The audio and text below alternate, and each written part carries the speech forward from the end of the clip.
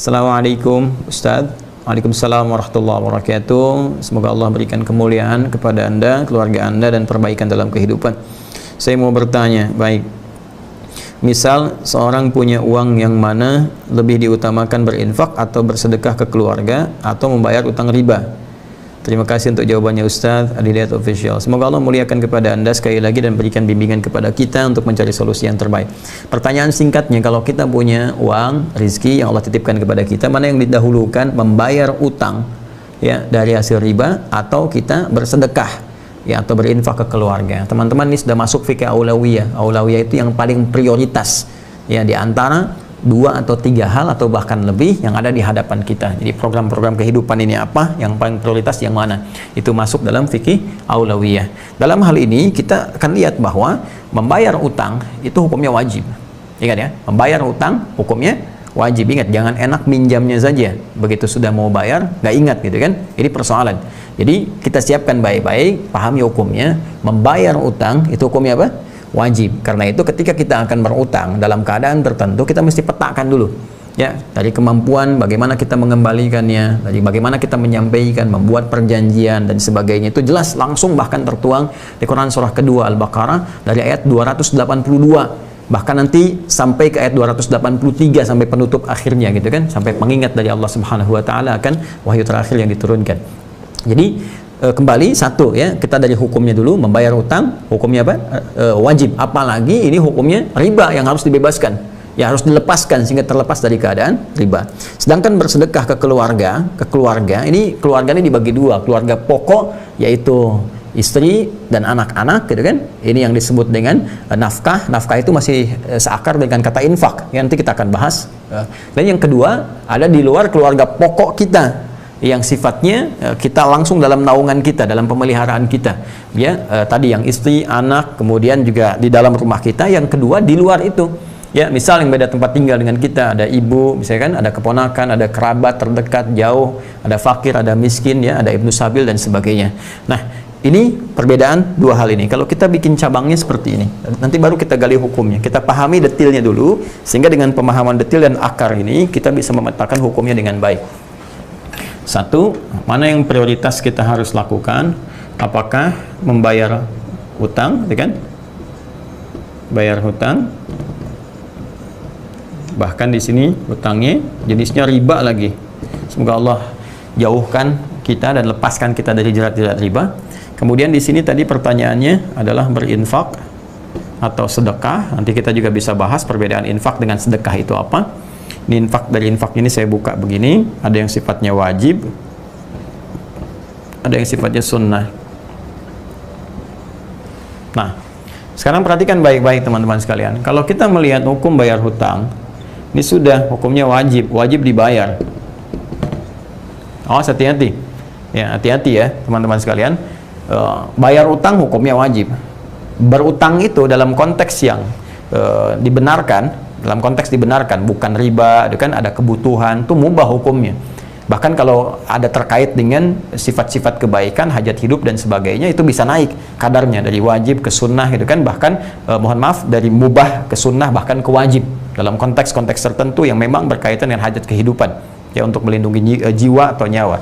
Tapi ingat, untuk membayar nggak ada turunan, dasar hukumnya wajib untuk mengembalikannya. Jadi kita temukan dulu, bayar hutang hukumnya wajib, apalagi melepaskan diri dari riba, yang riba ini sangat dilarang oleh Allah Subhanahu wa taala dengan redaksi yang sangat tegas. Maka kewajibannya jadi meningkat kan? Kewajibannya jadi meningkat. Sedangkan infak ya, dengan sedekah. Sedekah ini nama umum. Saya tuliskan dulu begini, sedekah. Ya, jamaknya sedekah. Nah, ini. Ya, sedekah, sedekah. Dari akar kata infinitif kata kerja yang pertamanya dari kata sedekah, sesuatu yang benar. Sedekah membenarkan, tasdiq pembenaran, siddiq orang yang punya sifat senantiasa membenarkan pada kebaikan. Ya, sedekah ini segala jenis kebaikan yang membenarkan keadaan iman kita. Sehingga dalam fikih disebut kullu ma'rufin sedekah. Semua jenis kebaikan itu yang didasarkan pada nilai iman untuk membenarkan keadaan iman kita, itu disebut dengan sedekah. Jelas ya? Karena seseorang kalau telah beriman, maka imannya perlu dibuktikan. Apa pembuktian dari iman itu? Perbuatan baik. Karena orang yang punya iman, nanti imannya akan memancarkan cahaya kebaikan pada seluruh elemen tubuhnya. Jadi ketika iman masuk ke dalam mata cahayanya, maka mata akan dibimbing untuk melihat segala yang baik. Iman masuk ke dalam telinga, maka telinga akan dibimbing untuk mendengar yang baik-baik. Demikian ke lisan, ke tangan, sampai ke ujung kaki. Nah, ketika semua ini berbuat dalam bimbingan iman tadi yang membenarkan ada iman dalam diri kita, dibenarkan oleh perilakunya, maka pembenaran perilaku terhadap keadaan iman itu disebut dengan sedekah namanya.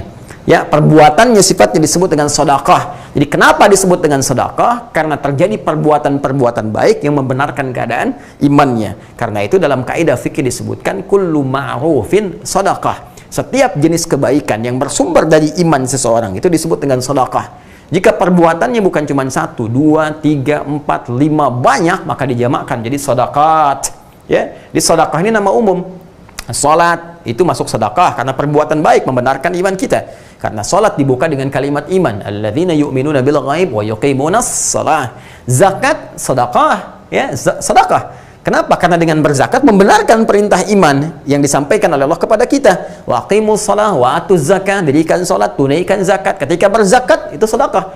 Makanya perintahnya kata Allah, khudz min amwalihim sadaqah. Ambil dari harta mereka yang telah masuk nisabnya, masuk haulnya, ambil dari harta mereka sedekah untuk zakat. Di zakat dinamakan dengan sedekah langsung dalam Al-Qur'an. Ya, tutahhiruhum wa tuzakkihim biha. Bahkan ketika dikeluarkan, yang nerima kan 8 golongan. Jadi ketika kita punya harta diberikan, makin banyak yang nerima, sedekahnya dijamakkan jadi sedekah. Buka Quran surah 9 At-Taubah di ayat ke-60. Innamas shadaqatu. Sungguh zakat itu, kenapa kok perbuatannya zakat tapi dinamakan pembagian dengan sedekah? Karena dia membenarkan keadaan iman dan mengandung nilai-nilai kebaikan yang banyak bagi beberapa kalangan, yaitu 8 golongan utama. Innamas shadaqatu lil fuqara wal masakin wal 'amilina 'alaiha wal mu'allafati qulubuhum wa fir riqab wal gharimin wa fi sabilillah wa ibnis sabil. 8 golongan. Ya, karena banyak maka disebut dengan apa? Sedekah. Termasuk infak pun ini bagian dari sedekah. Jadi sedekah itu nama umum. Ya, sedekah nama apa? Nama umum. Pemberian materi dari segi materi sifatnya, ya, materi, bukan ide, bukan apa. Jadi nggak ada infak ide. Ya, semacam singkatan infak itu disingkat dengan nafkah, dari nafkah. Ini kan dari anfaqa yunfiqu. Ya, orang kita menyikat dengan nafkah. Ya, nafkah itu dari kata infak asalnya. Ya, nafkah. Nah, nafkah itu pemberian, teman-teman sekalian. Itu suka ada yang mengatakan kan ini ya, nafkah batin, nafkah zahir. Sebenarnya kalau dalam istilah kita ambil ke hukum syariat, nafkah batin tuh nggak ada karena sifatnya bukan pemberian materi gitu kan. Jadi ada nafkah zahir, nafkah hal-hal materi yang diberikan. Nah, dalam konteks infak ini dia dibagi dua, karena pertanyaan Anda tadi jenis sedekahnya infak. Pertama adalah infak wajib yang diberikan kepada anggota keluarga pokok yang dalam naungan, ya, baik naungan tanggung jawab dia dalam keseharian, untuk makannya, untuk kehidupannya, sandangnya, pangannya, papannya, dan sebagainya.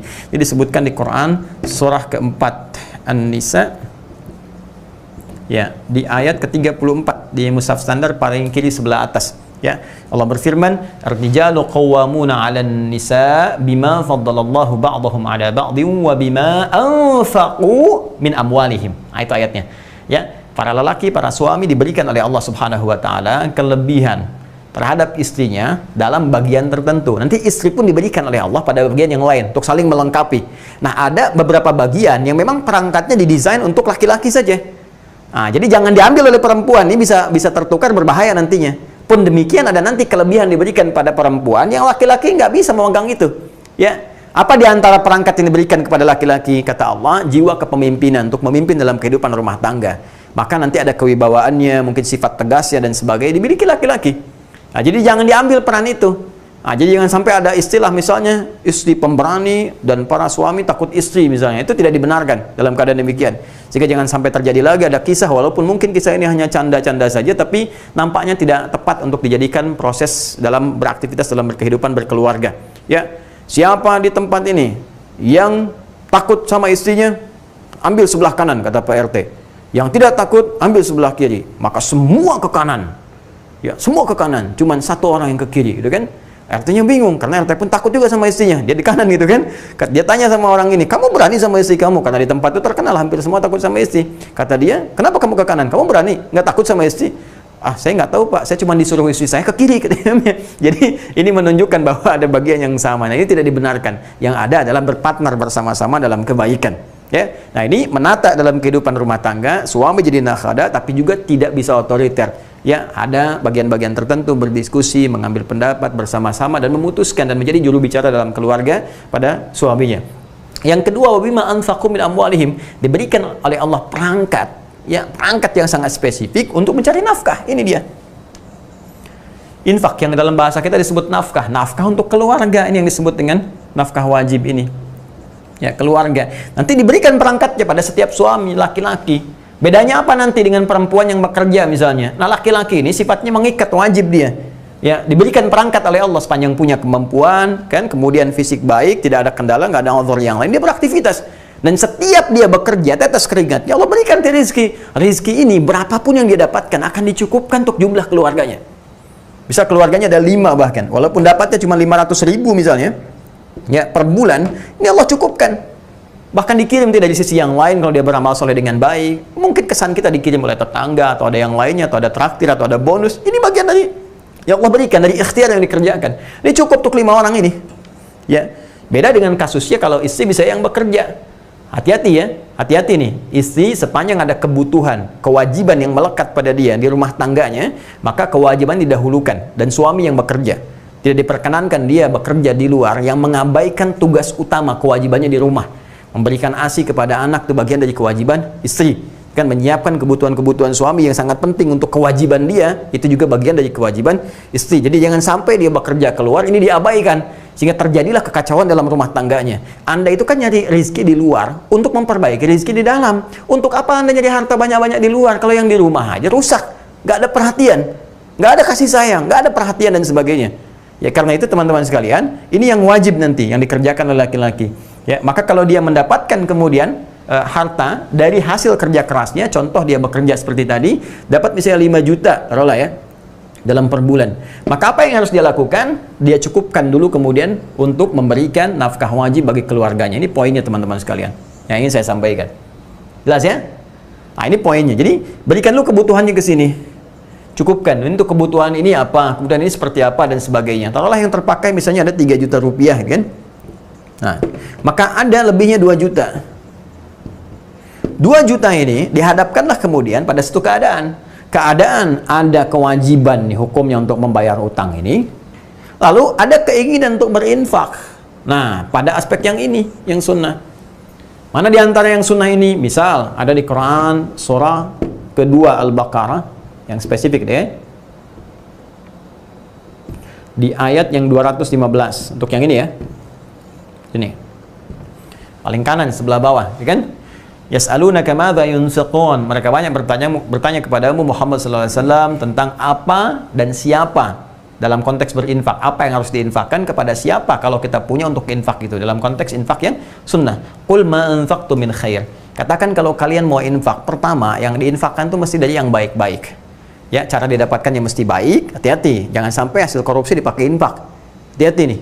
Wah, supaya dosanya nggak banyak-banyak, korupsi 10 juta, 5 juta bagi deh infak ke madrasah misalnya, kan, supaya ngurangin dosa. Itu nggak bisa, nggak tepat. Tetap Allah baik dan hanya menerima yang baik-baik saja. Innallaha thayyibun la yaqbalu illa thayyiba. Itu kaidah dasarnya dari Nabi SAW. Allah adalah maha baik dan tidak menerima kecuali dari yang baik-baik. Hati-hati ya, termasuk nih yang potong-potong video tanpa izin misalnya dan sebagainya, bikin sesuatu supaya banyak terus dapat penghasilan, itu nggak baik. Ya, itu nggak baik, karena ada bagian-bagian tertentu yang harus dipenuhi dalam unsur kehidupan. Nah, kalau sudah dapat dengan cara yang halal, yang baik pun, maka cari yang terbaik untuk infak. Misalnya kita punya anggaran 10.000, gitu kan? Pengen beli makanan, cari makanan yang baik. Pengen beli mainan, cari mainan yang baik. Pengen beli pakaian yang terbaik dengan jumlah uang yang kita miliki itu. Sifatnya yang terbaik. Atau bahkan pengen ngasih kotak infak besok Jumatan, maka kualitas uang pun yang berikan harus baik yang dimasukin. Jangan sampai yang kata orang India itu the kill of the kumal gitu kan, yang lecek itu yang dimasukin, yang keras-keras, yang bagus itu yang disimpan di dompet. Nah, perhatikan, ada dompet akhirat, dompet dunia. Maka pilih yang terbaik untuk akhirat Anda. Nah, karena itu teman-teman sekalian, untuk kesini, ketika memberikan yang terbaik, kata Allah nih, diantara yang harus Anda berikan, lil walidain, orang tua, gitu kan. Nah, ini masuk kepada infak sunnah. Ya, kemudian siapa lagi? Wal aqrabin, kerabat, ya kan? Wal yatama, anak yatim. wal masakin, orang miskin, wabnis sabil, ya kan? Dan ibnu sabil yang kehabisan bekal di perjalanan. Ini silahkan, ini sifatnya sunnah. Tapi sangat ditekankan bagian-bagian ini, orang tua, ya kan? Kita berbagi dapat berapa sih? Setiap bulan kita berikan dalam kebaikan. Nanti akan memberikan dampak positif kepada kita. Nah, kalau ini bertemu dengan kewajiban ini, karena ini sunnah, ini wajib, maka ini yang didahulukan sifatnya. Kecuali kalau ada hal yang mendesak di sini, orang tua sangat butuh misalnya, ya ada 1 juta kita bagi 2, kan? Berikan ke sini bagian, berikan di sini sebagian. Tapi secara hukum, kalau dia tidak ada kondisi yang seperti tadi, normal sifatnya, maka ini didahulukan untuk melepaskan diri kita dari jerat riba, jerat hutang. Setelah itu kemudian kita kembalikan pada situasi normal dengan diiringi doa kepada Allah Subhanahu wa taala. Doa yang sangat spesifik diajarkan oleh Nabi sallallahu alaihi wasallam supaya diantaranya kita terbebas dari utang piutang. Ya Allah, kami berlindung kepadamu ya Rabb dari sifat malas, kami berlindung kepadamu ya Rabb dari jebakan utang dan penguasaan orang-orang yang tidak benar, qahrul rijal.